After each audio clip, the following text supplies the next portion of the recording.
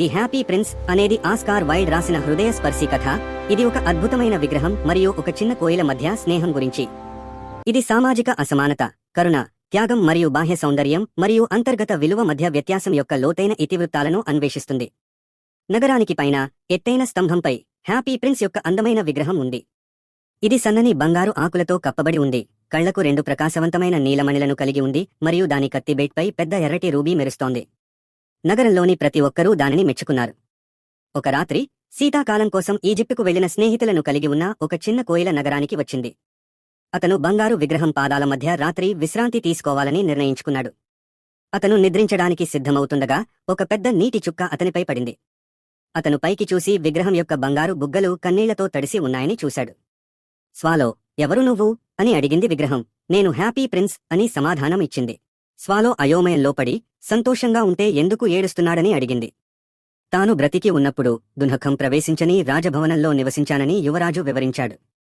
కన్నీళ్లు అంటే ఏమిటో అతనికి ఎప్పుడూ తెలియదు. కాని ఇప్పుడు తన ఎత్తైన పీఠం నుండి తన నగరం యొక్క వికారమైన మరియు దుఃఖాన్ని అతను చూడగలిగాడు మరియు అతని సీసపు హృదయం విచారంతో నిండిపోయింది. యువరాజు ఒక చిన్న వీధిలో తాను చూడగలిగే పేద దర్జీ గురించి స్వాలోతో చెప్పాడు. ఆమె కొడుకు జ్వరంతో చాలా అనారోగ్యంతో ఉన్నాడు మరియు నారింజ పండ్లు అడుగుతున్నాడు, కాని ఆమె వద్ద అతనికి ఇవ్వడానికి నది నీరు మాత్రమే ఉంది. యువరాజు స్వాలోను తన దూతగా వ్యవహరించి తన కత్తి నుండి రూబీని పేద స్త్రీకి తీసుకెళ్లమని కోరాడు. మొదట స్వాలో నిరాకరించింది. తన స్నేహితులతో ఉండటానికి ఈజిప్టుకు వెళ్లాలని అతను ఆసక్తిగా ఉన్నాడు. అయితే ఏడుస్తున్న యువరాజు పట్ల జాలిపడి మరో రాత్రి ఉండటానికి అంగీకరించాడు. అతను యువరాజు కత్తి నుండి గొప్ప రూబీని తీసి దానితో దర్జీ ఇంటికి వెళ్లాడు. స్వాలో రూబీని ఆమె టేబుల్ మీద వదిలి తిరిగి వెళ్లాడు. వాతావరణం చల్లగా ఉన్నప్పటికీ స్వాలోకి చాలా వెచ్చగా అనిపించింది. ఎందుకంటే అతను ఒక మంచి పని చేశాడు.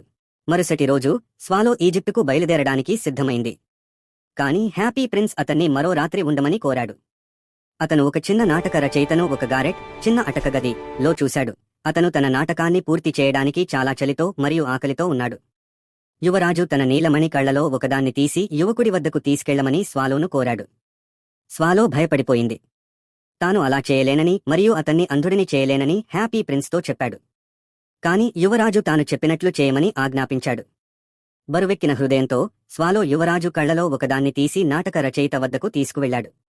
ఆ యువకుడు అది ఒక అభిమాని నుండి వచ్చిన బహుమతి అని భావించి చాలా ఆనందంగా ఉన్నాడు మరియు ఆహారం మరియు కట్టెలు కొనగలిగాడు. స్వాలో మరొక రాత్రి అక్కడే ఉన్నాడు.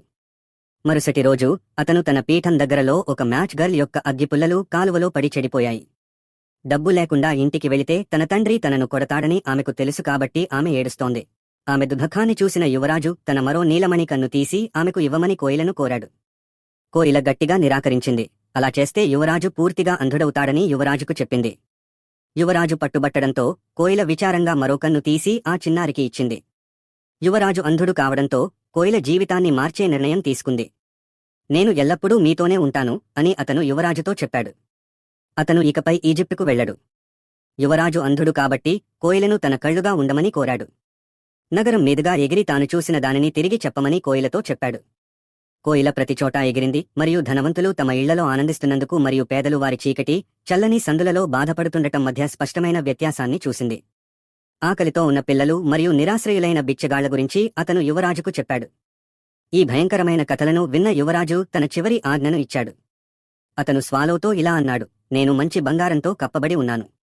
నువ్వు దానిని ఆకు ఆకుగా తీసి నా పేదలకు ఇవ్వాలి. స్వాలో విగ్రహం నుండి ప్రతి బంగారు ఆకును జాగ్రత్తగా ఒలిచి అవసరమైన వారికి పంచింది. హ్యాపీ ప్రిన్స్ విగ్రహం ఇప్పుడు నీరసంగా, బూడిద రంగులో మరియు పనికిరానిదిగా కనిపించింది. కాని పేద ప్రజలు మరియు పిల్లలు ఇప్పుడు రొట్టె కొనగలిగినందున సంతోషంగా ఉన్నారు. శీతాకాలం వచ్చింది మరియు అది చాలా చలిగా ఉంది. మంచు మరియు మంచు నగరాన్ని కప్పివేసింది. చిన్న స్వాలో చల్లగా మరియు చల్లగా మారింది, కాని అతను చాలా ప్రేమించిన యువరాజును విడిచిపెట్టలేదు. అతను చనిపోతాడని అతనికి తెలుసు. అతను తన చివరి శక్తిని కూడగట్టుకుని యువరాజు భుజం వరకు ఎగిరి అతని పెదవులపై ముద్దు పెట్టుకుని వీడ్కోలు చెప్పాడు. తరువాత అతను యువరాజు పాదాల వద్ద చనిపోయాడు.